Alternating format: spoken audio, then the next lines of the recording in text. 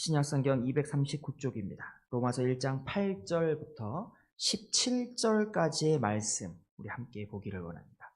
로마서 1장 신약성경 239쪽 로마서 1장 8절부터 17절까지 우리 다 찾으셨으면 제가 한 절, 우리 성도님들 한 절 우리 교독합니다. 제가 먼저 읽겠습니다. 먼저 내가 예수 그리스도로 말미암아 너희 모든 사람에 관하여 내 하나님께 감사함은 너희 믿음이 온 세상에 전파됨이로다.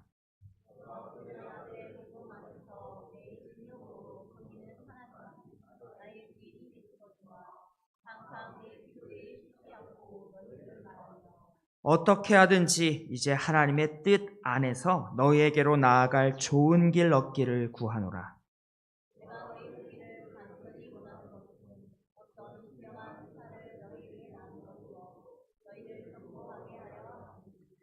이는 곧 내가 너희 가운데에서 너희와 나의 믿음으로 말미암아 피차 안위함을 얻으려 함이라.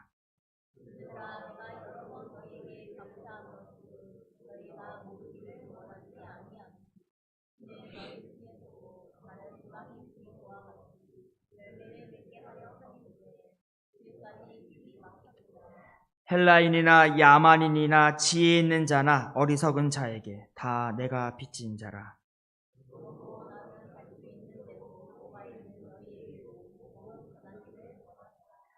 내가 복음을 부끄러워하지 아니하노니 이 복음은 모든 믿는 자에게 구원을 주시는 하나님의 능력이 됨이라. 먼저는 유대인에게요 그리고 헬라인에게로다. 복음에는 하나님의 의가 나타나서 믿음으로 믿음에 이르게 하나니 기록된 바 오직 의인은 믿음으로 말미암아 살리라 함과 같으니라. 아멘. 할렐루야. 오늘 말씀을 준비하면서 제목을 복음은이라고 하였습니다. 여러분 복음이 무엇인지 아십니까?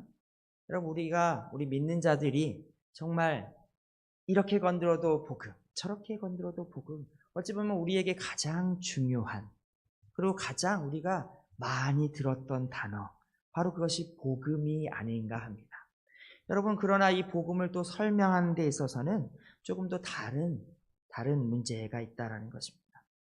여러분 우리가 함께 읽는 이 로마서를 이야기하자면 저희 마음에 로마서를 한번 같이 성도님들과 나눠보고 싶은 마음은 아주 이전부터 있어 왔으나 제가 감히 로마서에 도전은 하지 못했었습니다.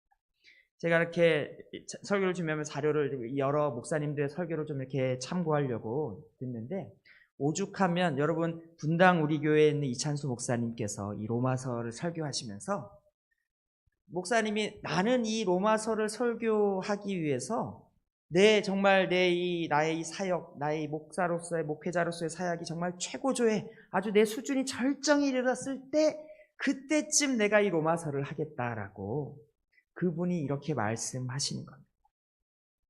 그러나 그분 말씀으로도 아마 내가 그 수준, 로마서를 내가 그렇게 설교할 수준이 되기 전에 아마 내가 먼저 하늘에 갈 것 같다라고 그분이 그렇게 말씀하시는 어찌 보면 참 겸손한 말씀일 수 있지만 이 로마서라고 하는 것이 어찌 보면 굉장히 우리가 배우는 우리 목사들이 공부를 하는 신학의 과연 정수와도 같은 또 다른 말로 하면 굉장히 어려운 말씀이기 때문에 오늘 복음이라고 하는 이걸 붙들고 준비를 하는데 죄송합니다. 어찌나 마음에 부담이 되는지 어찌나 또 떨리던지 정말 저도 좀 피해갔으면 하는 주제 좀 더 아직은 제가 이제 목사 3년 4년 이렇게 돼서 제가 무슨 복음을 안다고 제가 복음을 설교하겠습니까? 라고 제 마음에서 그런 마음이 나올 정도로 부담이 좀 많이 되었다라고 하는 것입니다.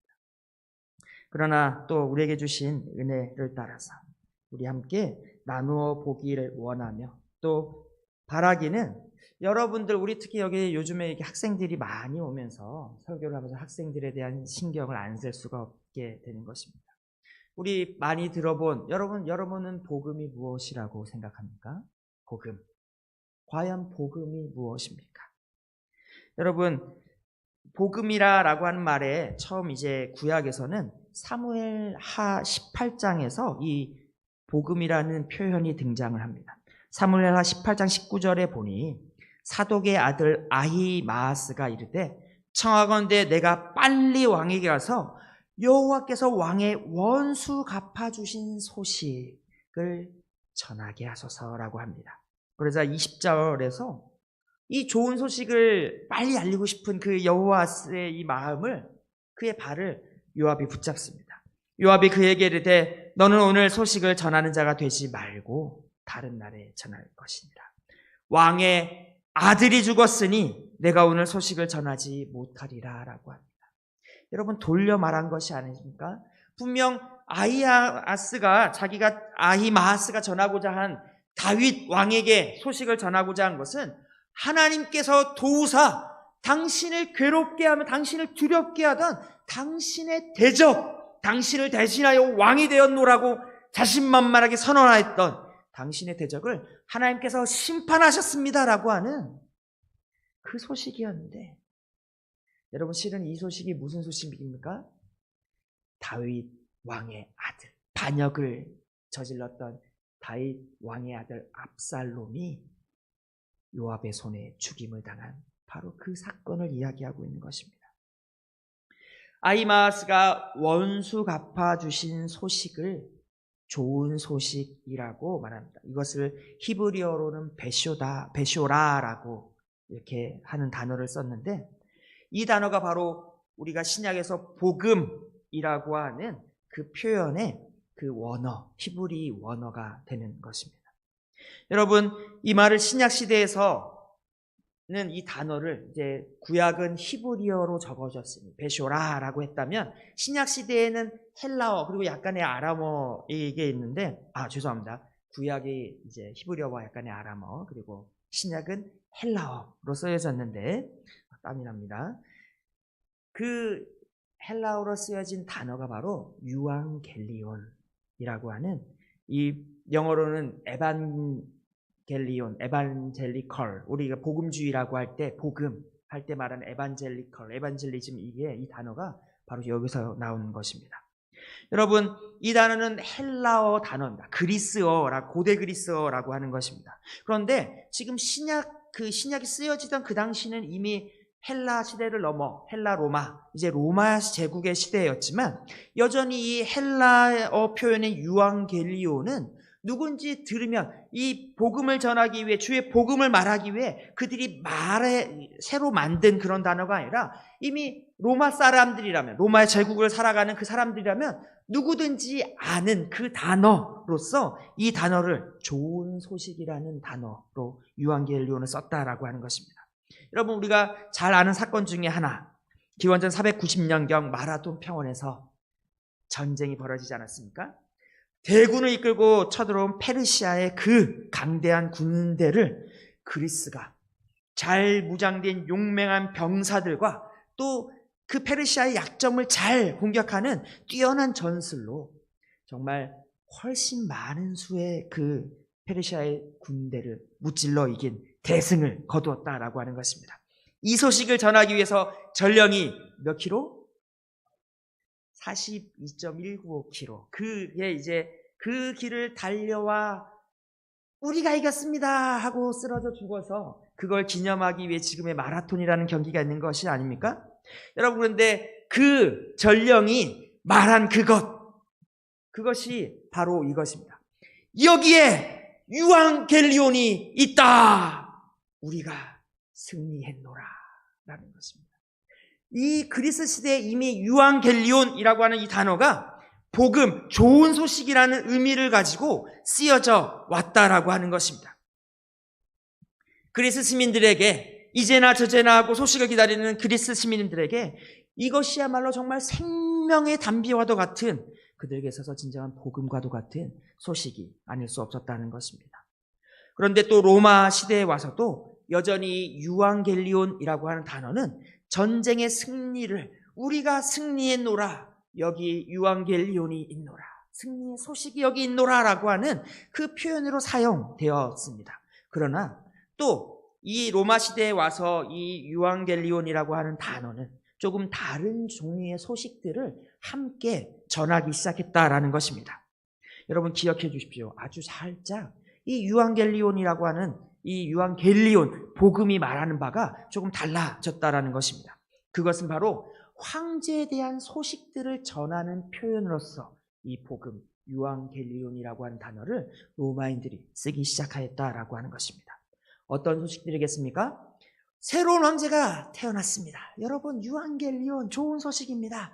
황제가 태어났습니다. 황제의 생일입니다. 황제가 전쟁에서 승리했습니다. 황제가 새로 즉위했습니다. 보통 이런 소식을 전하는 사람들, 그 사람들이 전하는 바 캐리그마라고 하지 않습니까? 메시지를 권위 있게 선포하는 그 캐리그마, 그것이 바로 또 여기에서 나온 표현입니다. 이런 이 소식들이 전해질 때 그저 그 소식만 전해질 뿐 아니라 보통 이 소식이 전해질 때는 자, 오늘은 여러분 휴일입니다. 오늘은 축제입니다. 오늘은 먹고 마시고 놀읍시다. 이런 식으로 즐거움이 복음으로 선포되었다라고 하는 것입니다. 여러분 쉽게 말해서 로마 제국을 살던 사람들에게 있어서 이 복음 유앙겔리온이라고 하는 단어가 주는 의미는 왕이 태어나거나 왕이 즉위하거나 왕이 전쟁에서 큰 승리를 거두었다라고 하는 소식을 전하는 표현으로 그들에게 너무나도 익숙하게 자리 잡게 되었다라고 하는 것입니다. 여러분 이 동시대를 지금 바울과 사도들이 살고 있었습니다. 이들도 보냄을 받은 자입니다. 이들도 아포스텔로 보냄을 받은 자, 특히 복음을 캐리그마 있게 권위 있게 전하라고 보냄을 받은 자들, 이들이 사도들이었다라는 것입니다. 바울은 자기에게 주어진 이 베쇼라, 구약에서의 베쇼라 아도나이, 그냥 좋은 소식이 아니라 베쇼라 아도나이, 주님에 대한 이 소식, 하나님에 대한 이 좋은 소식을 전하기 위해서 사용한 표현이 바로 유앙겔리온이라는 이 단어를 선택했다라고 하는 것입니다. 여러분 벌써 이 사도는 바울이 이것을 선택한 것이 아니라 이미 사도들이 복음서를 쓸 때 그들이 예수께서 이 요한이 잡히고 난 후에 예수께서 복음을 이제 선언하기 시작했다라고 하면서 주님께서 복음을, 하나님의 복음을 선언했다라고 그들이 이 유앙겔리온이라는 표현을 쓰기 시작했다라고 하는 것입니다. 바울은 로마서 1장 1절에서 이렇게 선언합니다. 헬라어로 읽겠습니다. 아포스텔로스, 아포리조 에이스 유앙겔리온 데오스. 아포스텔로가 바로 사도. 내가 부르심을 받은 것은 유앙겔리온 데오스. 하나님의 복음으로 인해서 내가 사도로 부르심을 받았다라고 표현을 하는 것입니다. 자신이 사도로 보냄을 받은 이유가 바로 이 하나님의 복음 때문에 내가 사도로 부름을 받았고 또 보냄을 받았노라라고 그는 선언하고 있는 것입니다. 여러분 편지를 지금 이 로마서를 받아보는 로마인들은 이 표현을 보고 너무나도 무엇을 말하고자 하는지 잘 알았다는 것입니다. 그 의미는 전혀 오해되지 않을 만큼 너무나도 분명해서, 심지어 너무나도 분명해서 약간 편지를 보면서 이래도 되나 싶을 정도로 손이 떨리고 등에서 좀 땀도 좀 나지 않았을까라고 저는 생각하는 것입니다. 여러분 지금 로마에 사는 성도들이나 혹은 예루살렘이나 이 아시아에 사는 성도들 모두 어떤 시대를 살고 있는 사람들입니까? 로마의 유앙겔리온의 시대를 살아가고 있는 사람입니다. 로마 황제의 복음 앞에 모두가 무릎 꿇고 모두가 복종해야 하는 그 로마의 유앙겔리온이 세계를 지배하는 그 시대를 이 사람들이 살고 있었던 사람들이었다라고 하는 것입니다. 그런데 그들이 받아본 편지의 유앙겔리온은 로마 황제의 유앙겔리온이 아닌 하나님의 유앙겔리온. 그것을 하나님의 복음을 이들이 전해 듣고 있는 것입니다. 여러분 이쯤에서 다시 한번 정리하고자 합니다. 여러분 복음이 무엇입니까? 복음, 유앙겔리온, 그것은 복음을 말하는 표현이지 않습니까? 그러면 여러분 복음의 내용이 무엇입니까? 쉽게 말하면 예수가 왕입니다라고 하는 그런 선언인 것입니다. 여러분 이미 로마 총독 본디오 빌라도에게 우리의 왕께서 신문 받을 때 이런 질문을 받습니까? 네가 왕이뇨? 네가 왕이냐? 네가 유대인의 왕이냐? 라고 하는 이 로마 총독의 질문에 예수께서는 네가 답하였도다 라고 돌려서 그것을 긍정하십니다. 실은 이 예수께서 유대인들로부터 고발을 받은 이유도 이것 때문입니다. 내가 왕, 유대인의 왕, 심지어 하나님. 이 유대인들에게 있어서 유대의 왕이라고 하는 표현, 이것이 하나님의 아들이라는 표현과 무관하지 않다라는 것입니다. 실은 유대인들은 예수를 고발할 때 이가 자신이 왕이라고 하면서 로마의 총독에게, 로마의 왕에게, 황제에게 반역하였습니다라고 고발하였지만 실은 그들의 법에 있어서도 인간이 하나님의 아들임을 선언한다는 것은 인간이 내가 신이다라고 하는, 요즘 무시무시한 내가 신이다라는 그 다큐멘터리가 좀 유행하고 있는데 이거는 참 말도 안 되는, 정말 그 시대에 돌 맞아 죽어도 어쩔 수 없는 정말 그러한 놀라운 선언이었다라고 하는 것입니다. 그래서 그가 우리 예수께서 십자가에 못 박히실 때에도 로마의 군인들은 무엇이라고 그 죄패를 붙였습니까? 유대인의 왕. 유대인들이 자칭 유대인의 왕이라고 적어주십시오 라고 할 때 거절하여 유대인의 왕이라고 죄패를 붙여서 십자가에 못 박게 되었습니다. 여러분, 그러나 실은 이때까지도 이것은 그저 로마 제국의 변방에서의 약간의 해프닝에 지나지 않았습니다. 충분히 로마 총독의 권한과 그가 가진 권력으로 해결할 수 있는, 적당히 해결하고 말 수 있는 그런 문제였다라고 하는 것입니다. 왜냐하면 이때까지의 로마 제국의 방침은 여전히 신에 관련된 것들, 종교의, 그 민족의 종교와 관련된 문제들은 거의 자치에 가깝게, 특히 유대인들도 그들의 종교에 있어서는 자치에 가깝게, 우리 전에도 함께 나누었지만 그들의 신전, 로마의 이 유대인들의 신전을 범하는 문제에 있어서는 사형 권한이 없던 그들도 그 자리에서 그를 죽일 수 있는 그 사형 권한이 인정될 만큼 그 종교의 문제에 있어서는 로마의 인정을 받고 자치를 받아서 그렇게 다스리던 시대였다라고 하는 것입니다. 여러분, 그러나 시대가, 예수께서 승천하여 십자가에 달리시고 승천하시고 성경들이 씌어져 가면서 여러분 시대가 변했다라고 하는 것입니다. 여러분, 애초에 공화국에서 시작된 로마가 이제는 제국이 되지 않았습니까? 또 제국에서 이제 그저 황제가 다스리는 나라에서 이제는 좀 더 나아가 황제를 신으로 섬기는 시대, 제국인데 신정제국, 뭐 이렇게 표현해도 될까 싶지만 신인 황제가 다스리는 제국으로 변모하게 되었다라고 하는 것입니다. 여러분, 우리가 잘 아는 나치식의 이 경례, 이것이 바로 로마 총독의 하일 시저, 이것을 그 독일 사람들이 하일 히틀러라고 이렇게 바꾸었던 것입니다. 왕에게 대한, 황제에 대한 절대적인 충성과 복종, 그것이 더욱더 강조되며 이제는 심지어 그것이 그저 로마의 것을 넘어 이제는 로마의 왕의 법을 넘어서 로마의 신으로 군림하게 되며 이젠 그 누구도 침범하지 못할 무시무시한 그런 법령으로 선포되어지게 되었다라고 하는 것입니다. 그것은 설령 어느 나라의 어느 신을 믿는 자들이라도 하더라도 로마의 백성이라면, 로마의 영향하에 있다면 그 신성을 감히 침범할 수 없는 그런 영역에 다다르게 되었다라고 하는 것입니다. 여러분, 그런데 지금 이 유대인들, 그것도 유대인들의 일부가 다른 유앙겔리온에 대해서 이야기하기 시작했다라는 것입니다.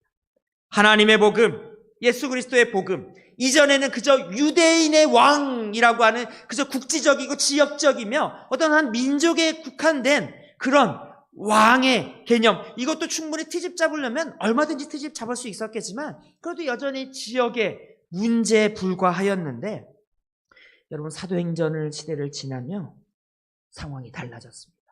로마 제국은 로마 제국대로 그들의 황제가 인간을 넘어 신으로 충성과 섬김을 받는 시대가 되었고, 이제는 유대인의 왕이었던 예수께서 유대인들의 왕이며 이제는 심지어 이방인들조차도 헬라인들조차도 그들을 왕으로, 죄송합니다, 예수를 왕으로 그들이 고백하기에 이르렀다라고 하는 것입니다. 여러분 느낌이 오십니까? 이 유앙겔리온에 대한 이야기, 지금은 신 앞에서 로마의 로마의 황제의 석상 앞에서 그 충성심을 고백하지 않으면 큰일 나는 그런 무시무시한 시대에 거기에 인사를 하지 않을 뿐더러 심지어 또 다른 왕에 대한 유앙겔리온 복음을 전하는 자들이 생겨나기 시작했다는 것입니다. 여러분, 이것은 반역을 넘어서 신성모독에 다다르는 것입니다. 반역도 재판을 받지만 여러분, 신성모독은 그냥 유대인들에게서도 신성모독의 문제에서만은 그 사람은 니네가 그냥 처리해라 라고 할 만큼 여러분 정말 심판도 안 받고 죽임을 당해도 될 만한 무시무시한 범죄자의 그런 영역에 이르렀다라고 하는 것입니다. 여러분, 이런 복음을 전하고 또 이런 복음을 받는 이들이 어찌 로마의 핍박을, 그 환난을 피할 수가 있었겠습니까? 유대인들에게 이 복음, 사도 로마서 우리가 함께 읽은 말씀 16절을 제가 한번 읽어보겠습니다. 내가 복음을 부끄러워하지 아니하노니, 내가 복음을 부끄러워하지 아니하노니. 실은 이것을 부끄러워한다라고 하는 것은 너무 유하게 표현한 것입니다. 내가 담대하게 이 복음을, 예수 그리스도에 대한 복음을 내가 당당하게 인정하노. 내가 이것을 피하지 아니하노. 내가 심지어 황제 앞에 내가 설 때에도 나는 유앙겔리온 데오스, 하나님의 복음을 당당하게 선언할 것이다라는 그의 말이었다라고 하는 것입니다. 여러분, 그런데 이것이 모든 믿는 자에게, 모든 하나님의 백성이 된 자들에게 하나님의 능력, 구원을 주신, 굉장히 이것을 어떻게 표현해야 될까요? 내가 이것을 들키는 순간 나에게 죽음과 나에게 고난과 핍박과 환난과 죽음이 찾아오는 이 복음에 대한 나의 고백이, 또 하나님 앞에서는 하나님께서는 이것을 나를 구원하여 주시는 하나님의 능력, 하나님의 인정이 된다라고 하는 것입니다. 당대에 이 편지를 받았던, 그리고 고난과 환난의 핍박의 시대를 살았던 많은 이들에게 이 복음은 너무나도 절박한 그들의 현실적인 문제가 아닐 수 있었습니다. 어떤 문제입니까?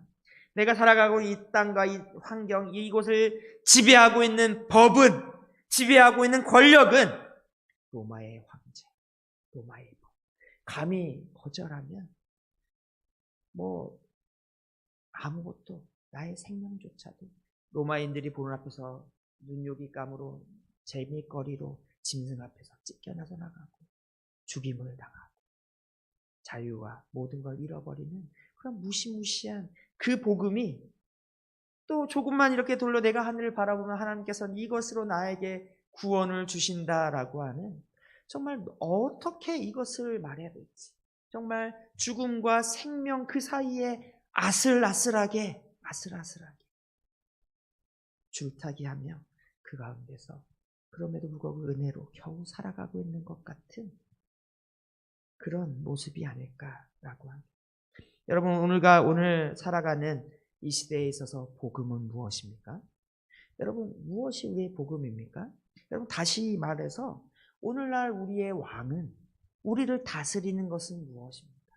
우리도 이 땅을 살아가며 세상의 법을 우리가 따라야 되지 않겠습니까? 요즘 보십니까? 우리나라 요즘 차별금지법이라는 것 때문에 나라가 시끌시끌. 저도 여기 진주로 내려오기 전에 경기도에 있을 때는 우리 다 같이 가서 그 경기도청 앞에서 이 차별금지법 발의, 거기서 제정하여 하는 것을 반대하기 위해서 수백 명의 사람들이 몰려가 시위도 하고, 심지어 여러분, 제가 20대 제가 지냈던 영국에서는 지금 우리가 싸우고 있는 차별금지법이 20년 전에 이미 제정이 되어서 항상 번화가에서 마이크 들고 복음을 전하는 유명한 목사님, 그 법이 바뀐 이후로 툭 하면 경찰서에 끌려가고, 당신은 법을, 종교 혐오법을 어겼다고 날마다 끌려갔다 풀렸다 끌려갔다 풀려갔다. 그럼에도 불구하고 풀려나면 어김없이 그 목사님은 그 사람들 엄청 많이 몰리는 그 광장 한가운데서 조그마한 마이크폰 들고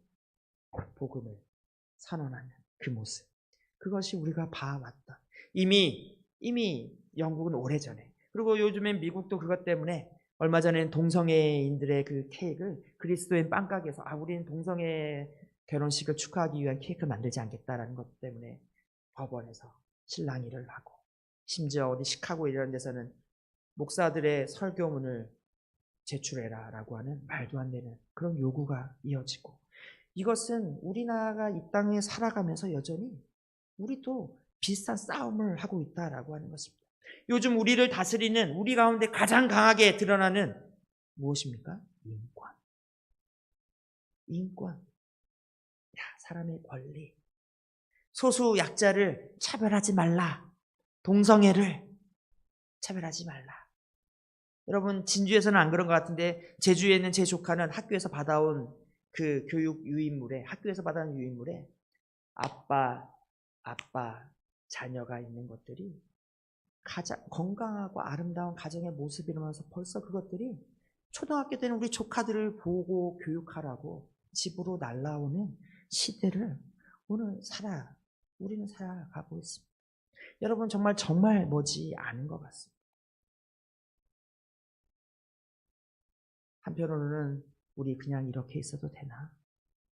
우리가 좀 더 이것을 위해서 좀 더 일어나야 되지 않나? 뭔가 해야 되지 않나라고 하는 그런 생각이 들기도 한다라고 하는 것입니다. 그러나 말씀에선 이것에 대해 무엇이라고 말합니까? 요한계시록에서 오늘날 어찌 보면 그 로마 시대의 그 모습, 그것을 닮기도 하였고, 어쩌면 또 오늘날 살아가는 우리의 모습을 닮아가는 그 비유를 합니다. 무엇입니까? 땅에서는 이 사단 마귀의 그 실체인 용이 세상을 지배하고 있습니다. 또 물에서 올라온 짐승이 죽었다가 살아나기도 하고 사람들을 살리기도 하면서 이적을 베풀면서 그 용과 짐승이 이 세상을 다스리며 이 세상을 차지하고 있는 것 같습니다. 그런데 동시에 하늘에서는 천사들이 날아다니며 하나님의 복음을 선언하는, 이것이 동시에 일어나고 있는, 마치 그 당시에 로마 시대에 살아가는 그 믿음의 신앙인들이 겪었던 땅에서는 용의 권세요, 하늘에서는 하나님의 천사의 권세를 경험하는 것과 같은 그 비유를 요한계시록에서도 한다라고 하는 것입니다. 그러면서 천사가 말합니다. 그 글을 쓰고 있는 요한에게 이 일의 모든 것을 네가 안 하니라고 합니다. 그 결말이 무엇입니까? 요한이 성령에 감동되어 요한계시록을 쓰며, 어찌 보면 그 당시 로마 제국을 자신도 갇혀서 이 계시록 이후에 일어날 일들에 대한 글을 쓰면서 어쩌면 그 로마 시대 당시에 핍박과 환란이 가득했던 그 상황과 또 오늘을 살아가고 있는 우리들 역시 보면서도 이것이 우리의 지금의 모습도 보여주는 것 같은 그러한 상황에서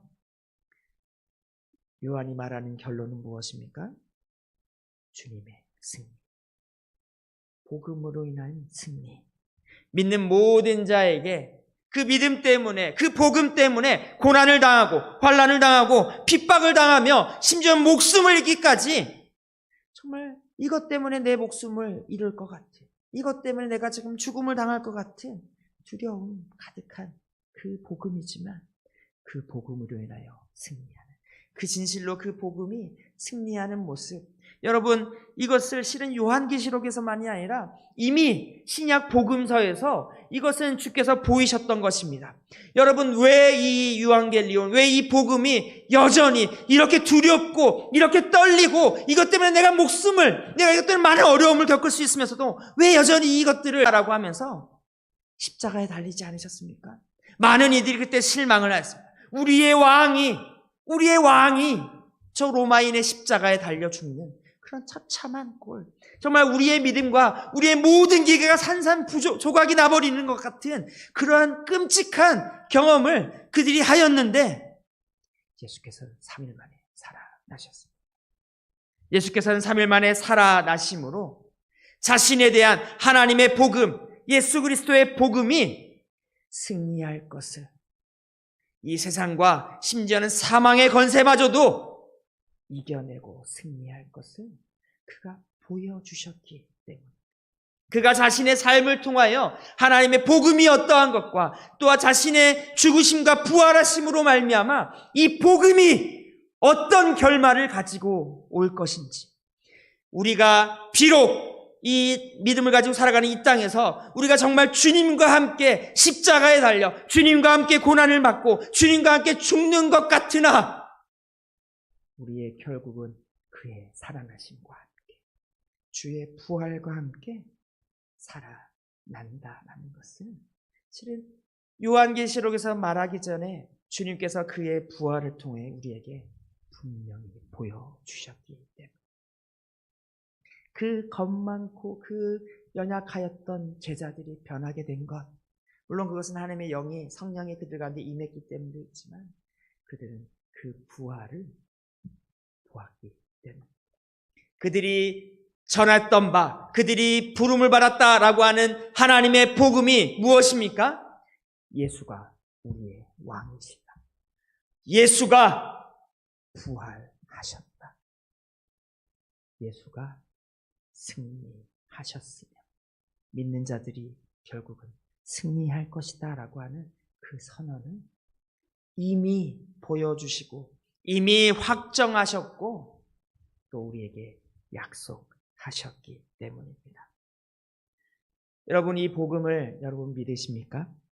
여러분 안에 이 복음이 있습니까? 예수 그리스도의 복음, 예수 그리스도의 복음. 예수께서 우리의 왕이 되시고 그가 우리를 대신하여 고난을 받으시고 우리의 죄를 인하여 그가 피를 흘리시고 그가 이제 다시 살아나심으로 우리도 그 안에서 함께 살게 되는, 진정 하나님께서 우리에게 구원을 주시는 능력의 그 단어, 그 표현, 그 고백, 바로 복음입니다. 여러분, 이 복음, 여러분에게도 복음이 되기를 원합니다. 이 복음이 우리 모두에게 복음이 되기를 원합니다. 정말 우리의 평생을 기다리고 평생을 붙들고 이 땅에서 비록 이 땅의 법들은 바뀌고 이 땅의 시대들은 변하나 그럼에도 불구하고 이미 예수께서 승리로 인쳐두신 그 십자가, 부활, 누구도 바꾸지 못하는 우리의 생명과 또 우리의 구원이 될 줄로 믿습니다. 오늘도 이 복음의 소식을 붙들고 살아가시는 우리 성도님들 다 되시기를 주님의 이름으로 축원합니다.